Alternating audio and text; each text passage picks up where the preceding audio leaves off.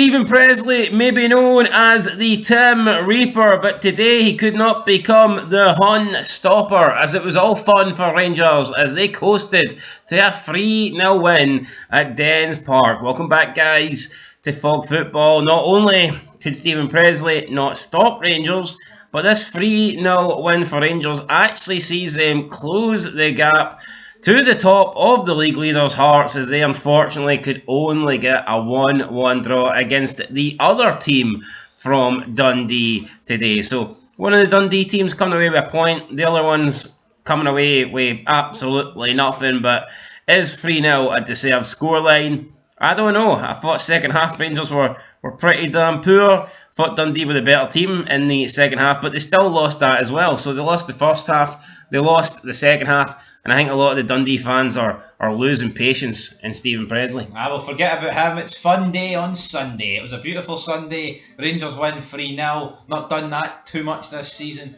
Third Scottish Premiership victory in a row. I'm not going to bother my arse looking at the league table, folks, but the fact of the matter is this. We've took 2 points out of Hearts, and at some points this season it never looked like we were ever going to catch Hearts. And I'm not saying we're going to catch them, but at least it's another 2 points taken out of them. And we've... Fair enough, man, right? We'll take it. We'll take a 3-0 victory. First half, thought was good. Good goal for Mikey Moore. Good header for Raskin. And then the second half was the second half. Kevin Selwell. I mean, we had a discussion the other day. Well, I did on my channel. Is he picking the team? He's picking the subs as well, by the looks of it, because we saw the likes of Shermity and Asgard come on, and it killed the tempo. It brought Dundee back into the game, and if they had better finishing, could end at a different score today. But thankfully, the gas man stepped up. 3-0, 3 points, and it's the last thing you would have wanted for Rangers dropping points going into an international break. So at least the next 2 weeks aren't going to be that bad. No, it was a lively start though for Dundee. I thought they started the better of the two teams. Had a free kick early on, Ethan Hamilton, decent strike, fast-paced shot, a lot of power in it. Stung the hands of the goalkeeper Butland, forced out for a save. So Dundee I thought looked good in the first 6, 7, 8 minutes, but then we got the opening goal and it was just way too easy. Corner for Rangers, Tavernier whips it in, straight onto the head of Raskin. He jumps high, but in all honesty, didn't need to jump high because there was nobody around him, nobody defending him. It's a good header for Raskin. It's a good finish for Raskin.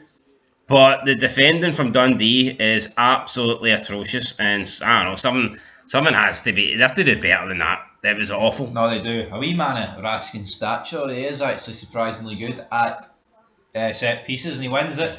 It was quite similar, I guess, to most of his headers. Looking back at Parkhead last season. But good, this is what Rangers needed. Needed to take a opening goal early on. They've done that. They get the second goal pretty soon after as well. And I think it's the first time since they went 2-0 up at Parkhead that Rangers have been leading by 2 or more goals since March. I think that's shocking. It's nearly the midpoint of November here, man. You should be looking to do that every couple of games, let alone 6-7 months. Yeah, either way, it was a good start for Rangers, and then before you know it, they were 2-0 up, and at this point it looked like the game was done at this stage. Just a ball broke for Mikey Moore outside of the box. He took a touch, then had a decent finish, left hand side of the goalkeeper. Keeper couldn't save it. McCracken, no chance. Good finish for Mikey Moore, but a bit fortunate. I think it was Diomande putting a challenge in on the Dundee player. Ball broke for Mikey Moore. He picked it up and banged it in. 2-0. At this point, I thought it was game over. And then it was game over when Rangers got a third goal. Short corner came in. Ball got played into the box after a little bit of a mess in there. Finally, a shot was taken. It was parried out by the keeper. Moore smashed it in from a left-hand side position. Moore looked slightly offside. The goal was then checked for a very long period of time. They decided that Moore was onside. However, the issue was with Diomande, who was in an offside position, and they were questioning whether he was interfering with the goalkeeper's line of vision. And then they decided that after he dummies the ball from the shot, they decided that yes, he was interfering with the goalkeeper's line of vision. Now, I've seen some fans comment saying this goal should have stood. How can he be interfering with the goalkeeper if the goalkeeper saves it? And honestly, man, some people just need to stop being fucking retarded. It's like, what? So you assume that just because the goalkeeper saved it, his line of vision wasn't being blocked or he wasn't being interfered with. How many times have you seen a player score a goal while they're being fouled, but they still manage to score a goal? In NFL, you can see wide receivers catch a ball, but they're still being fouled in the process.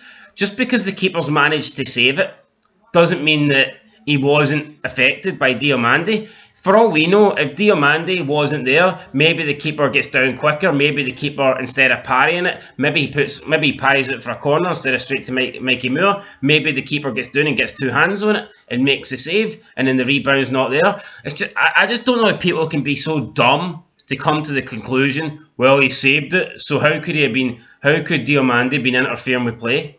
That logic, man, it blows me away. No, absolutely. And here, you can say, oh, the goal, yeah, I mean, you can say he still saved it, right? But for me, when a guy is standing clearly offside and he literally allows the ball to, like, nutmeg him essentially, then for me, how's he not interfering in it? It's not Diamande's fault because he's fought for the previous shot. He might be able to get the rebound, but because it's went back the way he's offside, it is what it is. I have no complaints about this. We see it all the time. But what I would say, my only complaint with it is there's so many inconsistencies with this.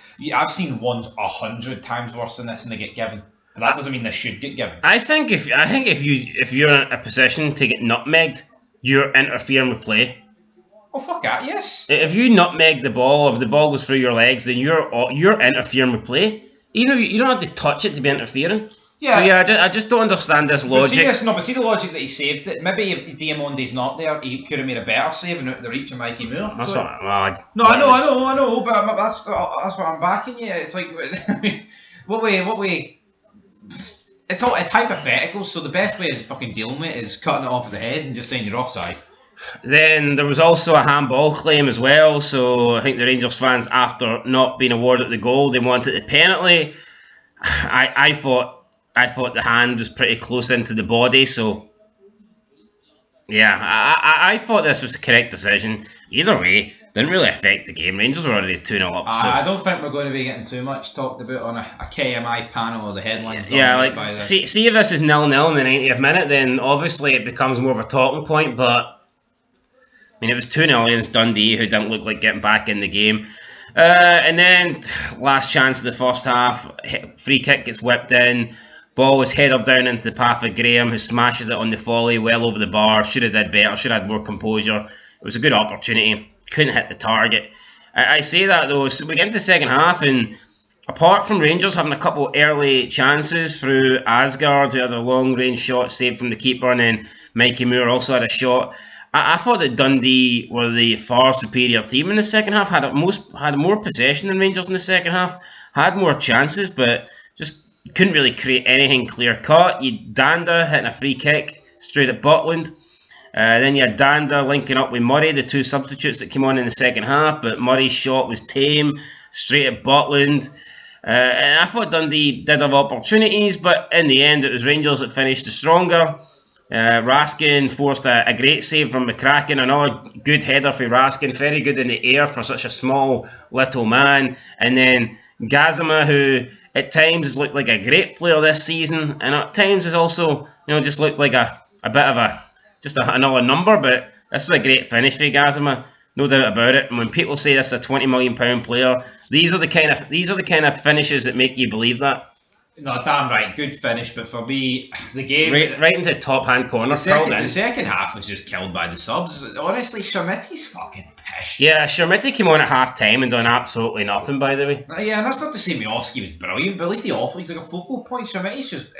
honestly, man, like, say you're on your phone, right, and you hear a name, you look up.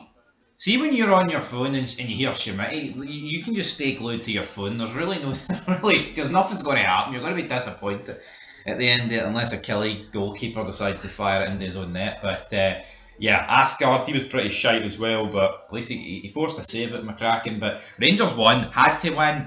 They did win, so fair enough. We move on. and we've closed the gap to Hearts, but we're still fourth, and yeah, we're still joint with Hibs, so just got to keep winning games. That's all you can do. But the next 2 games are favourable, so hopefully, can win them, and we'll see where that leads us. Still 2-0 in the late game at Celtic Park. Hoping here for, well, are you hoping for a wee Kilmarnock surge at the end? I'm hoping for a fucking 10-2 Kelly win. Whatever it takes Kelly to get them to drop points. But see, Rangers have took enough points out of Hearts the last couple of weeks, and Celtic, where when they play each other on the 7th of December, someone has to lose it. No, definitely. Rohl's came in, won 3 games in the league, albeit he's lost 3 games as well. But the league's the bread and butter. Like what I would, like, I mean, I'm not even going to sit here and make too much of a case, right? But see the Roma game, I thought I was ashamed and embarrassed because I did think it was pathetic, right? But it didn't look a circus, if that makes sense. I feel like if you compare the Roma game to the Bran, at least in the Roma game there was a structure. It looked like there was a game plan, just wasn't executed like all too well. And we've seen so far that they've executed a game plan in the league. So say what you want. 3 league games, 7 goals, 1 conceded. When you compare it to Russell Martin, it's night and day. So yeah, he's got a better tune out of Martin's players. Thank you, Danny Rohl. I'm not going to say we're on a roll, but let's just keep winning games and see where it leaves us. Alright, pretty much, guys, that is it. We will catch you in the next one for Folk Football. SPFL review show coming later as well, and some reaction from some of the other games. But that will do it. We'll see you next time. Till next time, though, peace.